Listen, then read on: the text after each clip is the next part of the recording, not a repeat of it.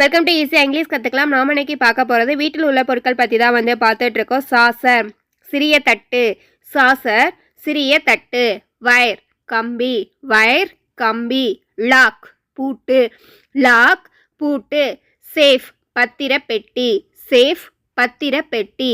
Oven உலை, oven உலை. Plate சாப்பாட்டு தட்டு, பிளேட் சாப்பாட்டு தட்டு. மிர்ரர் முகக்கண்ணாடி, மிர்ரர் முகக்கண்ணாடி. மார்ச் பாக்ஸ் தீப்பெட்டி, மார்ச் பாக்ஸ் தீப்பெட்டி. மார்ச் ஸ்டிக் தீக்குச்சி, மார்ச் ஸ்டிக் தீக்குச்சி.